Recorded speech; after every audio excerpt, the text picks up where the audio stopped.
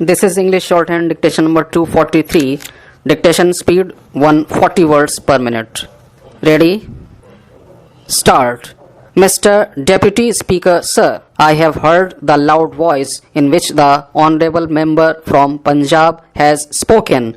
If that were to be the voice in which a representative of the Punjab farmers should speak in Lok Sabha, our voice should be even louder. The reason is that the pathetic condition of the farmers in Andhra Pradesh cannot be explained. Andhra Pradesh holds the second place in production of rice after West Bengal. West Bengal is producing 155 lakh metric tons of rice and Andhra Pradesh is producing 145 lakh metric tons. The storage capacity that we have is so little that after purchasing the paddy from the farmers, they are putting it in the open area or in the elementary schools or in the community halls as there is no space available. I am happy that we have got a good minister who is very sensitive in this regard, and immediately he has responded to it by allowing the private sector to construct the storage capacity of 151 lakh metric tons under public-private partnership. I am not jealous of Punjab. I always support farmers. The worry is that Andhra Pradesh is given permission for 6 lakh metric tons of storage capacity while Punjab has got permission for more than 70 lakhs. For the last 6 months, we have been making our representation before the Minister of Agriculture, the Finance Minister, and the Prime Minister. We have been telling them that the paddy got discolored because of the heavy rains. All that we want is that boiled rice must be permitted to be exported so that this discolored rice can also be exported in the form of boiled rice. There is a demand for this outside the country. All of them were very sympathetic. They agreed to give permission for export. 6 months have passed and almost all the paddy has gone out of the hands of farmers. It has gone into the hands of rice millers. Now about 40 days back, they have permitted 10 lakh metric tons to be exported. But the disgusting thing is that this whole quantity of 10 lakh metric tons could not be exported just because of mishandling of the issue by various ministries. We are not able to give an answer to the farmers in Andhra Pradesh. The Honorable Minister was kind enough to tell us that another 20 lakh metric tons of rice will be permitted to be exported. There is a stock of more than 50 lakh metric tons of rice lying with the rice millers and the farmers in Andhra Pradesh. What can we do with that rice when there is no storage capacity? The Food Corporation of India will not purchase it and the millers will purchase it from the farmers only for rupees 200 less than the minimum support price. The net effect is that in this season the farmers of Andhra Pradesh have lost rupees 1,500 crore. That is the reason why they committed suicides. On the contrary, there are occasions when they transfer the wheat from Punjab to the godowns of Andhra Pradesh, where there is no consumption of wheat, only with a view to vacate the godowns in Punjab. We have not raised our voice as high as they have done. I think in this house the only solution is to raise the voice as much as one can, and only then one will be able to get things done.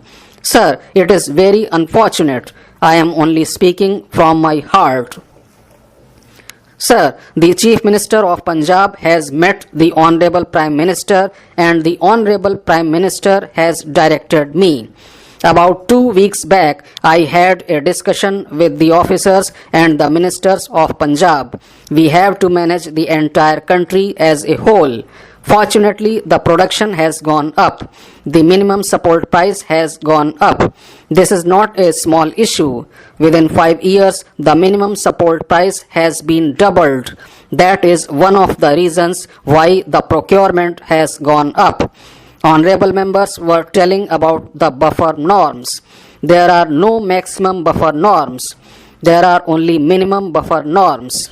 It depends on the season and the availability on quarterly basis.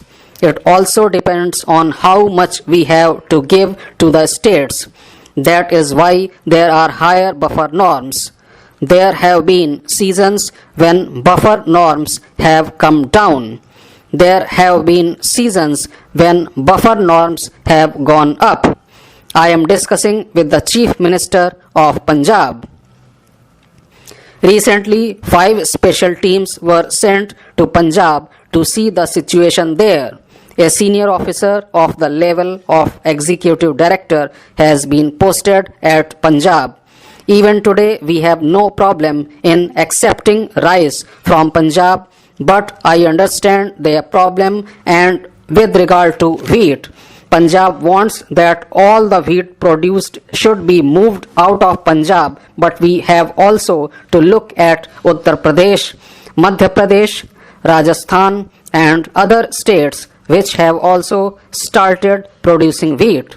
Sir, I assure the Honourable Member that we will take all steps to see that no food grains rot in any state.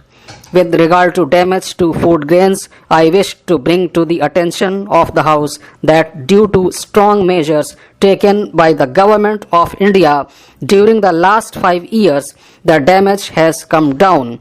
We should not be carried away by media propaganda. I have got the data which I am placing before the House. The damage to food grains in the FCI godowns has come down below 1%. I am placing the data before the House, and if we have any doubt, we can verify it. What I am saying is, we are taking all measures. All the FCI godowns are computerized, and every day I get data with regard to the stock position of each of the godowns. Each state has been allocated godowns based on certain norms. For the procuring states, the norm is their 3 years procurement, and for the consuming states, the norm is their 4 months need of the public distribution system. The Honourable Member has a genuine complaint because when we first allotted 70 lakh tons to Punjab, it was on the basis of this norm. In Punjab, the procurement is done by the government agency and hence we have got the data. We therefore allotted them 70 lakh tons. In the case of Andhra Pradesh, procurement of paddy is done by the rice millers and not by the government. In Andhra Pradesh, the direct procurement by the government and the Food Corporation of India is very small. I had a discussion with the Chief Minister of Andhra Pradesh in the presence of members of Parliament representing Andhra Pradesh, and we decided to increase the capacity of Andhra Pradesh. We have given 50 lakh tons to the states as per direction of the Supreme Court. We had accepted the verdict of the Supreme Court. The Supreme Court desired to allocate 50 lakh tons to the 170 poorest districts. We are taking all precautions so that our farmers get a better price. All their products should be procured. In the case of implementing the minimum support price, it is the duty of the state governments to implement it. Fortunately, I visited an agriculture market in Punjab. There I found that farmers are getting the minimum support price. I do not have any complaint about that. When I went to Andhra Pradesh, there were complaints. I have discussed it with the state government.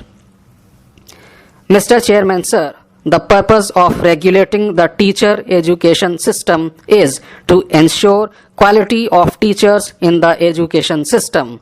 In view of the Supreme Court's judgment, the minimum qualification for appointment of teachers in schools laid down by the Council has become redundant. Therefore, this amendment has come to clarify that the Act applies to schools, school teachers, and to the minimum qualification for appointment of school teachers so as to have uniform standards of teaching in all schools in the country. Education being in the concurrent list, the issue of consultation with the state government on the proposed amendment in the Act was necessary, which the Minister has done. But the main question for which the West Bengal government had gone to the court is still there.